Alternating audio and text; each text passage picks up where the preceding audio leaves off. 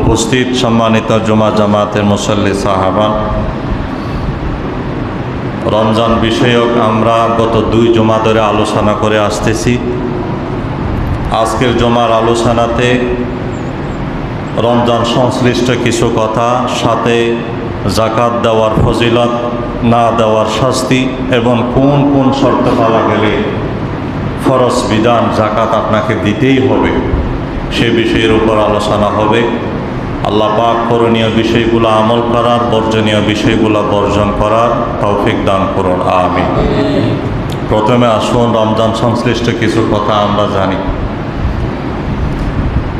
আল্লাহর হাবিব সাল্লাল্লাহু আলাইহি ওয়াসাল্লাম বলেছেন, মাহে রমজানের সম্মানার্থে আল্লাহ পাক হুকুম দিয়ে থাকেন যে আকাশের সমস্ত দরজাগুলো খুলে দাও, জান্নাতের দরজাগুলো খুলে দেওয়া হোক এবং জাহান্নামের দরজায় থালা লাগিয়ে দেওয়া হোক, শয়তানের পায়ে জিঞ্জির পড়িয়ে দেওয়া হোক। এই পদক্ষেপ, এই ব্যবস্থা আল্লাহর পক্ষ থেকে মাহে রমজান কেন্দ্রিক আল্লাহ পাক করে থাকেন। সুবহানাল্লাহ। এটা হলো আমার আপনার নবী মুহাম্মদুর রাসূলুল্লাহ সাল্লাল্লাহু আলাইহি ওয়াসাল্লাম বলেছেন, মাহে রমজান ঢোকার সাথেই সাথে আল্লাহর পক্ষ থেকে হুকুম জারি হয়ে যায় যে জান্নাতের সমস্ত দরজা খুলে দেওয়া হোক, আকাশের সমস্ত দরজা খুলে দেওয়া হোক, জাহান্নামের দরজায় তালা লাগিয়ে দেওয়া হোক, শয়তানের পায়ে জিঞ্জির পরিয়ে দেওয়া হোক, চিকল পরিয়ে দেওয়া হোক। এটা হলো রব্বে কারিমের পক্ষ থেকে মাহে রমজান উপলক্ষে আল্লাহর পক্ষ থেকে যে ব্যবস্থাপনা। তাহলে মাহে রমজান খুব একটা গুরুত্বপূর্ণ জিনিস। রমস এর অর্থ হলো জ্বালিয়ে দেওয়া, পুড়িয়ে দেওয়া। রমজান এসেছে আমাদেরকে জ্বালিয়ে দেওয়ার জন্যে, পুড়িয়ে দেওয়ার জন্যে। কি জ্বালিয়ে দিবে রমজান? কি পুড়িয়ে দিবে? রমজান এসেছে আমাদের অতীতের সমস্ত গুনাহগুলোকে জ্বালিয়ে দেওয়ার জন্যে। রমজান এসেছে আমাদের অতীতের সমস্ত পাপ রাশিগুলোকে ধুয়ে মুছে সরকার শেষ করে দেওয়ার জন্য রমজান এসেছে। এই জন্য আমার আপনার নবী মুহাম্মদুর রাসূলুল্লাহ সাল্লাল্লাহু আলাইহি ওয়াসাল্লাম বলেছেন, মাহে রমজানে আল্লাহর পক্ষ থেকে মহান 3টা আমল আমার উম্মতকে দেওয়া হয়েছে। যে 3টা আমল আমার উম্মত সম্পাদন করলে অতীতের সমস্ত গুনাহ জ্বলিয়ে পুড়িয়ে ছাই হয়ে যাবে, সমস্ত গুনাহ ধূলিসাৎ হয়ে যাবে। সুবহানাল্লাহ। তার ভিতর একটা আমল হলো আমার আপনার নবীজি বলেছেন, মান সামা রমাদানা ঈমানান ওয়া ইহতিসাবান গুফিরা লাহু মা তাকাদ্দামা মিন যামবি। আমার আপনার নবী মুহাম্মদুর রাসূলুল্লাহ সাল্লাল্লাহু আলাইহি ওয়াসাল্লাম বলেছেন, যে আমার উম্মত ঈমান নিয়ে সওয়াবের আশায় মাহে রমজানের মাস ব্যাপী রোজা সম্পাদন করবে, রোজা পালন করবে, আমি রসূল বলে দিলাম, গুফিরা লাহু মা তাকাদ্দামা মিন যামবিহি, তার অতীতের সমস্ত সগীরা গুনাহগুলো ক্ষমা করে দেওয়া হবে। সুবহানাল্লাহ। তাহলে রমজান এসে আমাদের অপরাধ জ্বালিয়ে দেওয়া হলো। রমজান এসে আমাদের অপরাধ একটা আমলের বিনিময়ে শেষ করে দিয়েছে।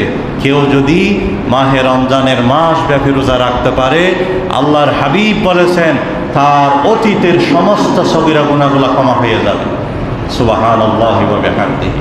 আরেকটা আমল আমার নবীজি বলেছেন, মান কামা রমাদানা ঈমানান ওয়া ইহতিসাবান গুফিরা লাহু মা তাকাদ্দামা মিন যামবি। আমার নবীজি বলছেন, আমার উম্মতের যে মহিলা, যে পুরুষ মাহে রমজানের সালাতুত তারাবিহ আদায় করবে, রাতে কিয়াম করবে, তারাবির নামাজ আদায় করবে ঈমান নিয়ে সওয়াবের আশায়, আমি রাসূল বলে দিলাম, গুফিরা লাহু মা তাকাদ্দামা মিন যামবি, তার অতীতের সমস্ত সগীরা গুনাহগুলো ক্ষমা করে দেওয়া হবে। সুবহানাল্লাহ। এই আমল অন্য কোনো মাসে নাই, শুধু মাহে রমজানে এই কিয়ামুল লাইল সালাতুত তারাবির বিধান আল্লাহ দান করেছেন। সুবহানাল্লাহ। এরপর আমার আপনার নবীজি বলেছেন, মান কামা লাইলাতুল কদরি ঈমানান ওয়া ইহতিসাবান গুফিরা লাহু মা তাকাদ্দামা মিন যামবি। মাহে রমজানে এমন একটা রাত রয়েছে যে রাতে আমার উম্মতরা সারা রাত জাগ্রত থাকিয়া যদি ইবাদত বندگی করতে পারে ঈমান নিয়ে সওয়াবের আশায়, আমি রাসূল বলে দিলাম, গুফিরা লাহু মা তাকাদ্দামা মিন যামবিহি, অতীতের সমস্ত সগীরা গুনাহগুলো আল্লাহ ক্ষমা করে দিবেন। সুবহানাল্লাহ। মহান মহান তিনটা আমল মাহে রমজান আল্লাহ দান করেছেন। এক হলো কদরের রাত। কেউ যদি কদরের রাত দিয়ে সারা রাত জাগ্রত থাকে, ইবাদত করতে পারে, অতীতের গুনাহ মাফ হয়ে যাবে। আর যদি মাহে রমজানের মাস ব্যাপী রোজা রাখতে পারে, রাসূল আরবি বলেছেন অতীতের সমস্ত গুনাহ মাফ।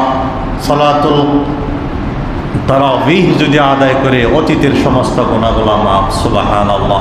এরপর আমার নবীজি বলেছেন, উম্মত নিজের জীবনের অপরাধকে শেষ করে দেওয়ার জন্যে, জ্বালিয়ে পুড়িয়ে ধ্বংস করে দেওয়ার জন্যে, মাফ নেওয়ার জন্যে এত সুযোগ থাকার পরে আমার যে উম্মত নিজের পাপ ক্ষমা করে নিতে পারে নাই, তার বিষয়ে আমার নবীজি বলেছেন, রদিমা আনফু রজুলিন, রদিমা আনফু রজুলিন, ওই মহিলা ওই পুরুষের নাক দোলায় দূষারিত হোক, ওই মহিলা ওই পুরুষের নাক দোলায় মলিন হয়ে যাক, বরবাদ হয়ে যাক, ধ্বংস হয়ে যাক। এইভাবে আমার আপনার নবীজি দুইবার বললেন। সাহাবীরা জিজ্ঞাসা করলেন, ওগো আল্লাহর হাবিব, কার বিষয়ে এই কথা বলেছেন?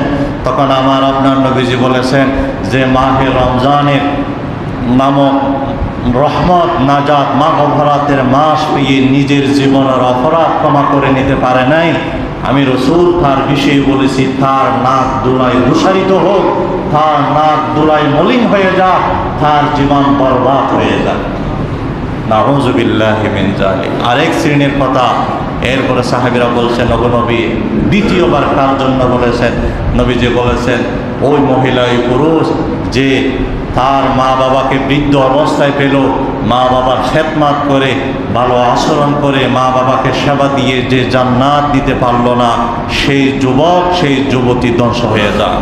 সেই যুবক সেই যুবতীর নাক দোলায় মলিন হয়ে যাক, তার জীবন অকেজো হয়ে যাক, তার দুনিয়ার হায়াতে জিন্দেগি নষ্ট হয়ে যাক। এইভাবে আমার নবীজি দুই শ্রেণীর মানুষের জন্য বদদোয়া দিয়েছেন। এই জন্য অথচ আমার আপনার নবীর ৬৩ বছরের জিন্দেগি দেখেন কোনোদিন কোনো সময় উম্মতের জন্য বদদোয়া দেন নাই। আরেকটা বিষয় এসেছে, আমার নবীজি হাসরের মাঠে কিছু মানুষের জন্য অভিযোগ দায়ের করবেন। তারা কারা? যারা আল্লাহর নাম, আল্লাহর নিয়ামত, কোরআন পেয়ে কোরআনের সাথে সময় দেয় নাই, কোরআনের সাথে জীবন কাটায় নাই, তাদের বিরুদ্ধে আল্লাহ রাসূল হাসরের মাঠে অভিযোগ পেশ করবে। আল্লাহ রাসূল বলবেন, ইয়াকুলু ইয়া রব্বি, এইভাবে আল্লাহ পাক কোরআন কারীমের মধ্যে বলেছেন যে আল্লাহ, ইন্না হাযাল কুরআনা মাহজুরা, এরা কোরআনকে পরিত্যাগ করেছে, কোরআন ছেড়ে দিয়েছে, আপনি এদেরকে ধরে জাহান্নামে নিক্ষেপ করেন। এই জন্য নবীজির ৬৩ বছর জিন্দেগিতে কোনো সময় কোনো মুহূর্ত উম্মতের জন্য বদদোয়া দেয় নাই। আল্লাহর নবীর সাহাবীরা কষ্ট করে যে ইসলাম আমাদেরকে দিয়েছেন, সেই ইসলাম পাওয়ার পরে যারা ইসলাম থেকে মুখ ফিরিয়ে নেয়, আমল থেকে মুখ ফিরিয়ে নেয়, মাহে রমজান পেয়ে নিজের জীবনের পাপ ক্ষমা করে নিতে পারলো না, মা বাবা পেয়ে মা বাবার খেদমত করে, আচরণ দিয়ে, সুন্দর সেবা দিয়ে যারা জান্নাত নিতে পারল না, রাসূল বলছেন, রদিমা আনফু রজুলিন, রদিমা আনফু রজুলিন, সেই যুবক যুবতীর নাক দোলার সাথে মলিন হয়ে যায়। নাউযু বিল্লাহি মিন যালিক। এজন্য মাহে রমজান এসেছে নিজের অপরাধ ক্ষমা করে নেওয়ার জন্যে। আসুন মাহে রমজানকে অন্যান্য মাসের মতো নয়, একটু ভালোবাসা নিয়ে, আমল দিয়ে, বিভিন্ন নেক আমল দিয়ে আমরা মাহে রমজানকে কাটাই, তাহলে আমাদের জন্য এই রমজান নাজাতের জরিয়া হবে। আল্লাহ আমাকে সহ সকলকে তৌফিক দান করুন বলেন আমিন। মাহে রমজানটা এমন একটা মাস, যে মাসে আল্লাহ পাক পবিত্র কোরআনুল কারীম নাযিল করেছেন। কোরআনুল কারীম নাযিল করেছেন। দেখেন, পৃথিবীতে যত নবী রাসূল এসেছেন, তারা যতদিন দুনিয়াতে বহাল ছিল, তাদের মুআজিজা ততদিন বহাল ছিল। যেমন মূসা আলাইহিস সালাতু ওয়াস সালাম, আল্লাহ পাক মুআজিজা স্বরূপ ওনাকে একটা লাঠি মুবারক দিয়েছিলেন। মূসা আলাইহিস সালাম যতদিন জীবিত ছিল, লাঠি মুবারক ততদিন মুআজিজা হিসাবে ছিল। ঈসা আলাইহিস সালাম যতদিন জীবিত ছিল, ঈসা আলাইহিস সালামের হাতের ভিতর আল্লাহ খাবার দিয়েছেন। সেই হাত দিয়ে যখন মরা মানুষ ধরতেন, মৃত মানুষ ধরতেন, সেই মৃত মানুষ অটোমেটিক জীবিত হয়ে যেত। তো ঈসা আলাইহিস সালাম যতদিন ছিলেন, এই মুআজিজা ততদিন বহাল ছিল। কিন্তু আমার আপনার নবীর মুজিজা কোরআনুল কারীম, আমার নবী হায়াতে জিন্দেগিতে নাই, রোজা শরীফে শুয়ে আছেন, কিন্তু আমার নবীজির মুজিজা এখনো বহাল আছে। সুবহানাল্লাহ, বহাল থাকবে পৃথিবী যতদিন থাকবে, মানুষ যতদিন থাকবে। এমনকি মুফাসসিরিন একরাম বলেছেন হাশরের মাঠে এই কোরআনের কাজ চলবে। সুবহানাল্লাহ, সুবহানাল্লাহি ওয়া বিহামদিহি। সেই কোরআন আল্লাহ, সেই কোরআন সম্পর্কে আল্লাহ বলছেন শাহরু রমাদান আল্লাযী উনজিলা ফীহিল কোরআন। আল্লাহ পাক বলেন, হে গোলাম, সেই মহাগ্রন্থ আল কোরআনকে আমি মাহে রমজানে নাযিল করেছি। সেই কোরআন আমি মাহে রমজানে নাযিল করেছি। কোথায় থেকে নাযিল করেছি? লৌহে মাহফুজ থেকে দুনিয়ার আকাশে মাহে রমজানের নির্দিষ্ট একটা রাতে আমি আল্লাহ এই কোরআনকে নাযিল করেছি। রাতটা হলো কোন রাত? মাহে রমজানের কদরের রাত। যে রাতের মর্যাদা, যে রাতের শ্রেষ্ঠত্ব, যে রাতের ফজিলত সম্পর্কে আল্লাহ বলেছেন লাইলাতুল কদরি খায়রুম মিন আলফি শাহর। একটা রাত হাজার হাজার মাসের ইবাদতের চেয়ে উত্তম। সুবহানাল্লাহ। আমার উম্মতেরা, আমার গোলামেরা একটা রাত যদি ইবাদত বন্দেগী করে, এক রাতের বিনিময়ে হাজার হাজার মাসের ইবাদতের সওয়াব এক রাতের বিনিময়ে তাদেরকে দেওয়া হবে। সেই রাত কোন রাত? সেই রাত হলো কদরের রাত। কদরের রাত কেন? কদরের রাতের দাম কেন বেড়ে গেল? কোরআন নাযিল হওয়ার কারণে। দেখেন, কোরআন যাকে ধরেছে তাকে সর্বশ্রেষ্ঠ বানিয়ে দিয়েছে। আমার নবী সৈয়দুল আম্বিয়া, আমার নবী নবীদের সর্বশ্রেষ্ঠ নবী। কেন? আমার নবীর উপর কোরআন নাযিল হয়েছে। নবীকে ওসিলা সে হামারা নবী শ্রেষ্ঠ হয়, বলেন সুবহানাল্লাহ। এরপর আমার নবীর উম্মত সমস্ত নবীদের ভিতর শ্রেষ্ঠ। কেন? আমার নবীর উম্মত কোরআন নামক নিয়ামত পেয়েছে। কোরআন যে মাসে নাযিল হয়েছে 12টা মাসের ভিতর সর্বশ্রেষ্ঠ মাস মাহে রমজানুল মুবারক। কেন? এই মাসে কোরআন নাযিল হয়েছে। এই জন্য এই মাসের দাম 12টা মাসের ভিতর সর্বশ্রেষ্ঠ মাস হলো রমজানুল মুবারক। আবার বছরের যতগুলা রাত রয়েছে, রাতের ভিতর সর্বশ্রেষ্ঠ রাত হলো কদরের রাত। কেন? এই রাত আল্লাহ পাক কোরআনুল কারীম দুনিয়া লৌহে মাহফুজ থেকে দুনিয়ার আকাশে নাযিল করেছেন। দুনিয়ার আকাশ থেকে 23 বছর জিন্দেগিতে আমার নবীর উপর যে সময় যতটুকু প্রয়োজন ততটুকু আল্লাহ পাক নাযিল করেছেন। সুবহানাল্লাহি ওয়া বিহামদি। এই জন্য মাহে রমজানে কোরআনের সাথে সময় দেওয়া। রমজান চলে যাবে, কোরআন পড়বেন না এমন হতে পারে না। রমজানের সাথে কোরআনের সাথে গভীর সম্পর্ক। কমাস কম একজন মুমিন মুসলমান থেকে কম হলেও একবার কোরআনুল কারীম শুরু থেকে শেষ পর্যন্ত একবার তেলাওয়াত পড়া এটা মুমিনের জন্য উচিত। কারণ কোরআনের সাথে রমজানের সাথে গভীর সম্পর্ক। আল্লাহ বলেছেন রমজানের দাম বেড়েছে কোরআনের কারণে। রমজান চলে যাবে, কোরআন পড়বেন না এমন হতে পারে না। কিন্তু আমরা যারা কোরআন পড়তে পারি না, আমাদের জন্য বড় এক সুযোগ যে আল্লাহর কোরআনের হাফেজারা এই মসজিদে পয়লা রমজান থেকে 27শে রমজান পর্যন্ত তারা আমাদেরকে শুরু থেকে শেষ পর্যন্ত তেলাওয়াত করে শোনাচ্ছেন। পড়তে পারি না, কিন্তু আমরা যদি চেষ্টা করি প্রতি রমজান প্রত্যেকটা রাত্রে মাগরিবের পরে, এশারের নামাজের পরে, তারাবির নামাজের মাধ্যম দিয়ে শুরু থেকে শেষ পর্যন্ত একবার শোনার তৌফিক আমাদের আছে। এই জন্য তারাবির নামাজ বাদ দিবেন না। তারাবির নামাজের মাধ্যমে শুরু থেকে শেষ পর্যন্ত আপনার কোরআন তেলাওয়াত একবার শেষ হয়ে যাবে। সুবহানাল্লাহ। শোনাটা তো হচ্ছে, যদি পড়তে না পারেন কিন্তু মোটামুটি শোনা, যে শ্রবণ করা, এই জিনিসটা তো আপনার হয়ে যাচ্ছে। হাদিসে পাওয়া যায় রমজানুল কারীমের প্রতিটি রাত্রে সৈয়দুল মালাইকা জিবরাইল আলাইহিস সালাম প্রতিটি রাত্রে আমার নবীজির কাছে আসতেন। এসে কোরআনুল কারীমের শুরু থেকে শেষ পর্যন্ত একবার আমার নবীকে শোনাতেন। কোরআনুল কারীমের বিভিন্ন আয়াত নিয়ে আমার নবীজিকে দরজ দিতেন। আমার নবীজি আবার জিবরাইল আলাইহিস সালামকে শোনাতেন। প্রতিটি রাত্রে কোরআনুল কারীম জিবরাইল আলাইহিস সালাম আমার নবীকে শোনাতেন। এই জন্য বলছি কোরআনের সাথে রমজান গভীর সম্পর্ক। রমজান চলে যাবে, কোরআন পড়বেন না এমন যেন না হয়। রোজা এবং কোরআন তেলাওয়াত এটা হলো এই মাহে রমজানের সর্বশ্রেষ্ঠ আমল। এই জন্য আল্লাহ রসুল সাল্লাল্লাহু আলাইহি ওয়াসাল্লাম বলেছেন আসসিয়াম ওয়াল কোরআন ইয়াশফাআন লিল আবদ। হাশরের মাঠে এই দুইটা জিনিস কথা বলবে। কোরআনের মুখে আওয়াজ এসে যাবে, রোজার মুখে আওয়াজ এসে যাবে যে রোজা বলবে ইয়াকুলু সিয়াম, হাসরের মাঠে রোজা বলবে রব্বি ইন্নী মানাতুহু তাআমা ওয়া শাহওয়াতি বিন-নাহার, রব্বে কারীম আমি আপনার এই গোলামকে দিনের বেলায় খাবার থেকে বিরত রেখেছি, পানাহার থেকে। রোজা বলবে আল্লাহ আমি আপনার এই গোলামকে দিনের বেলায় পানাহার খাওয়া থেকে বিরত রেখেছি, তার হালাল স্ত্রীর কাছে আমি যেতে দেই নাই। আল্লাহ আপনার এই বান্দাটা হাসরের মাঠে বিপদে পড়ে গেছে, আমি রোজা তার পক্ষ হয়ে আপনার কাছে সুপারিশ করছি, আল্লাহ আমার সুপারিশটা গ্রহণ করুন। আল্লাহ রসুল বলছেন ফাশাফিউনি ফিহি, সেই দিন হাসরের মাঠে আল্লাহ পাক রোজার সুপারিশ কবুল করে তাকে জান্নাতের ফয়সালা করে দিবে। সুবহানাল্লাহ।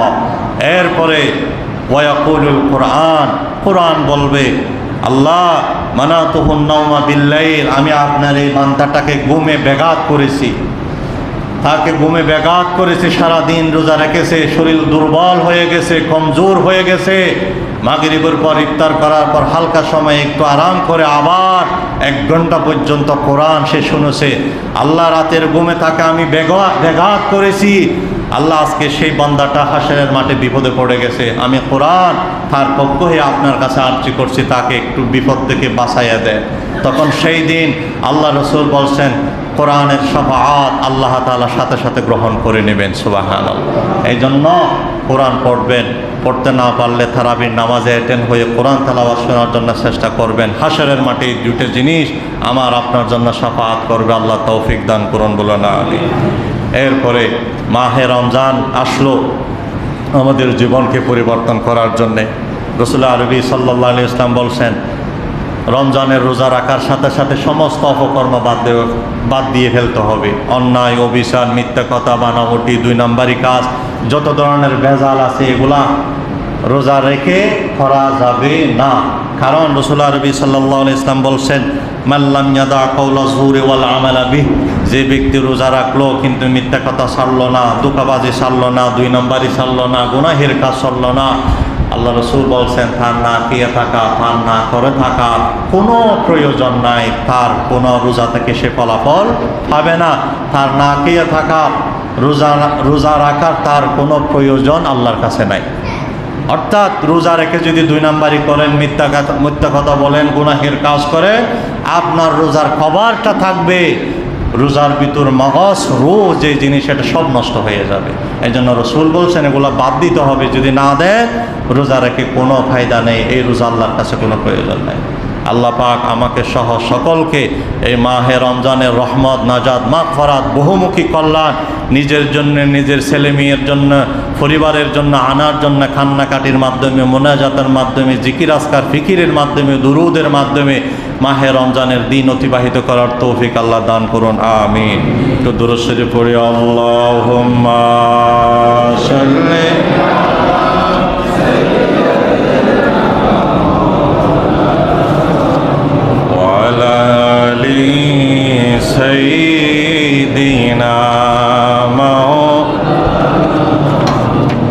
আজকের জমার আলোচনা তার একটা বিষয় সংক্ষিপ্ত আকারে কি বলে ফেলবো। সেই বিষয়টা সেটা হলো জাকাতের বিষয়। জাকাত দেওয়ার ফজিলত, জাকাত না দেওয়ার শাস্তি এবং কোন কোন শর্ত পাওয়া গেলে আপনাকে জাকাত দিতে হবে। যারা আল্লাহর পক্ষ থেকে টাকা পয়সার মালিক হয়েছেন, জমানো টাকা, জমানো সম্পদ, জমানো স্বর্ণ রূপা যাদের আছে, এগুলো যদি নেশাব পরিমাণ হয়ে যায় কোন কোন শর্ত পাওয়া গেলে আপনাকে জাকাত দিতে হবে সেই কথা পরে বলছি।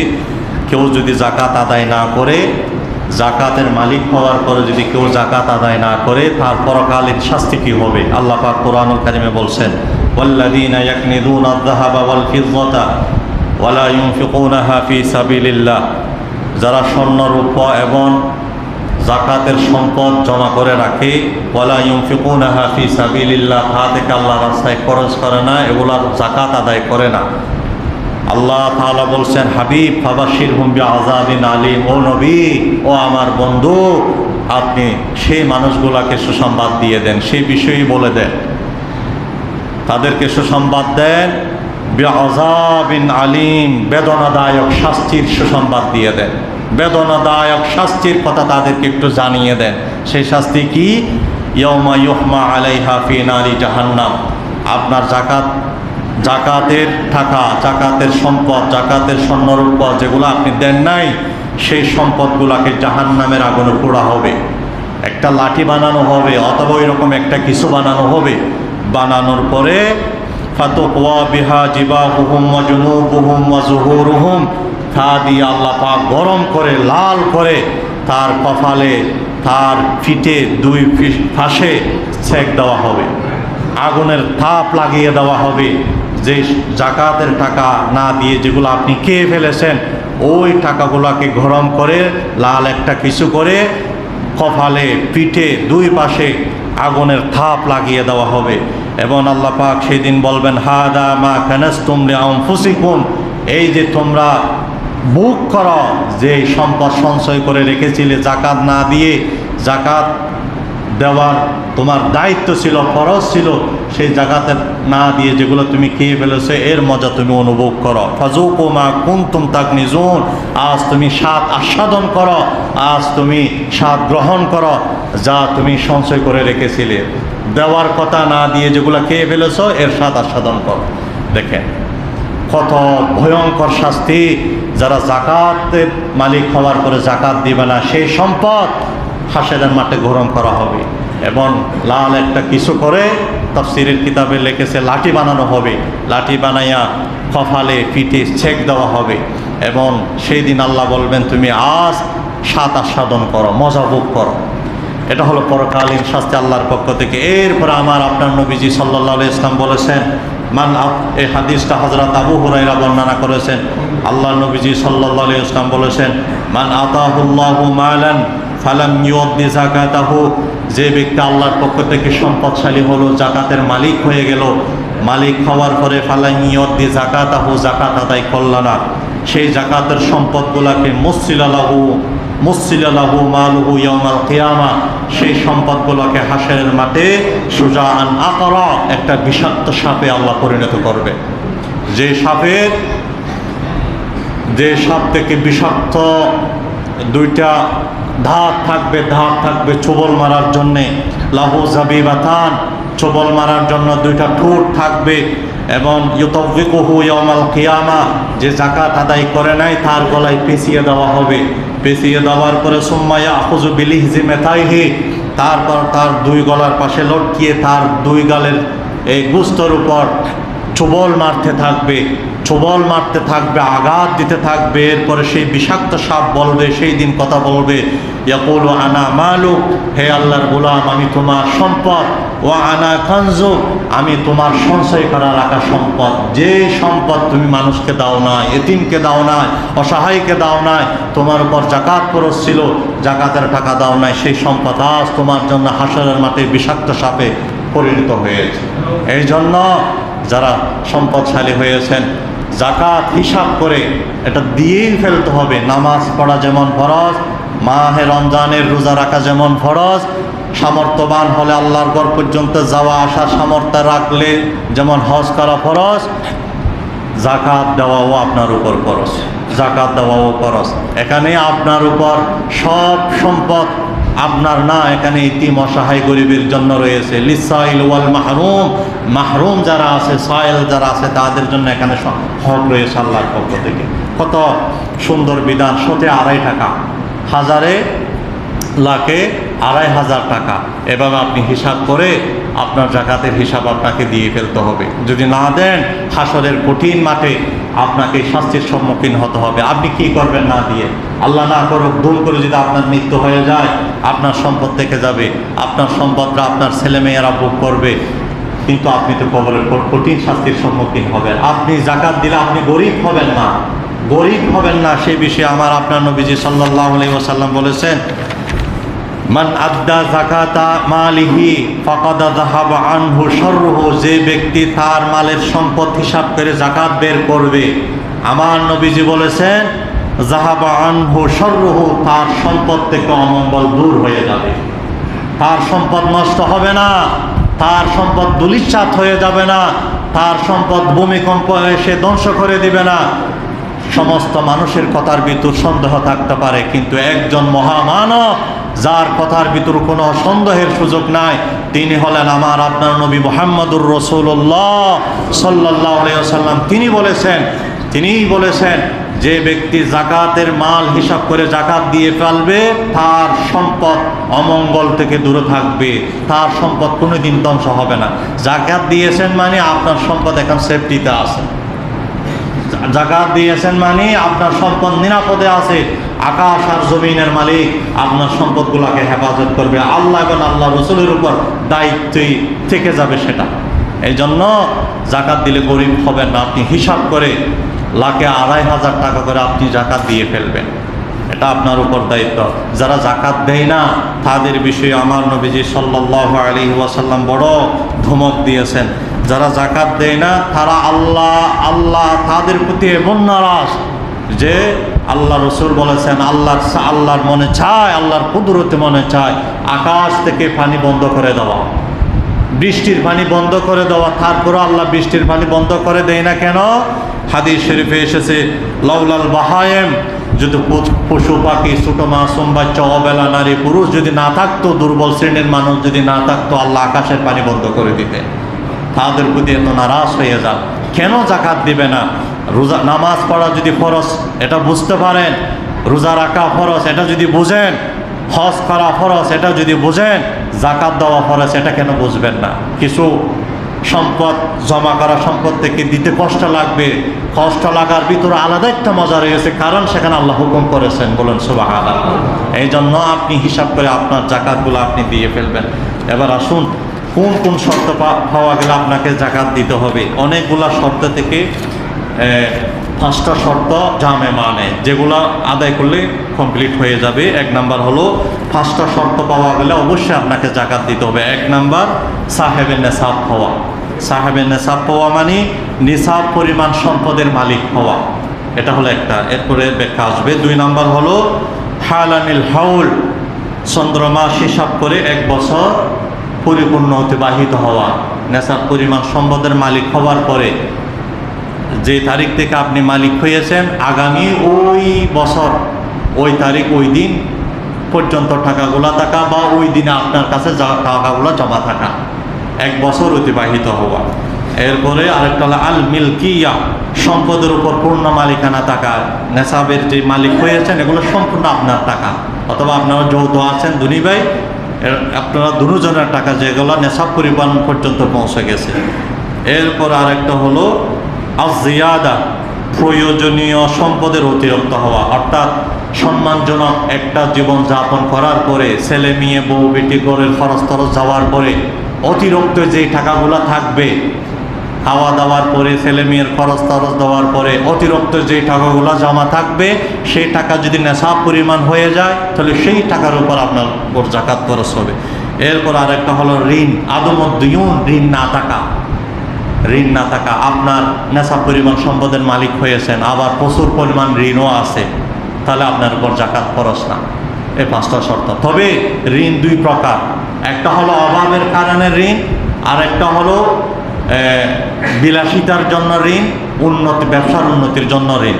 এখানে ঋণ বলতে ওই ঋণ অভাবের কারণে যে ঋণ করেছেন, ঋণও আছে, এরপরে দেখা যাচ্ছে আপনার নেশাব পরিমাণ টাকাও আছে, তখন শরিয়া বলেছে, ইসলাম বলেছে যে অভাবের কারণে ঋণ করেছেন, আগে সেই ঋণ পরিশোধ করুন। আরেকটা হলো ব্যবসার উন্নতির জন্য ঋণ। দেখা যায় অনেক মানুষ অনেক টাকার মালিক, আবার দেখা যায় অনেক টাকা তার কাছে ঋণ, এগুলো অভাবের ঋণ না, ব্যবসার উন্নতির জন্য ঋণ, অথবা বিলাসিতার জন্য ঋণ। একটা গাড়ি আছে, আরেকটা গাড়ি নিতে হবে, ঋণ করেছে, কিন্তু ওগুলো তো তার প্রয়োজন না, একটা তোই আছে, ওগুলো বিলাসিতার জন্যে, ব্যবসার উন্নতির জন্য যে ঋণ করা হয়, ওই ঋণও আছে, আবার নেশা পরিমাণ সম্পদের মালিক, শরিয়া বলছে তাকে অবশ্যই জাকাত দিতে হবে। ওই ঋণ থাকা অবস্থায় তার জাকাত দিতে হবে না, যেটা অভাবের কারণে ঋণ করেছে সেই ক্ষেত্রে। এই 5টা শর্ত, যারা নেশা পরিমাণ সম্পদের মালিক হয়েছে, আপনি একজন মহাক্কিক আলেমের কাছে গিয়ে বোঝাপড়া করে লাখে 2,500, এটা গণে লাখে 2,500 টাকা 1 টাকা কম দিলেও হবে না।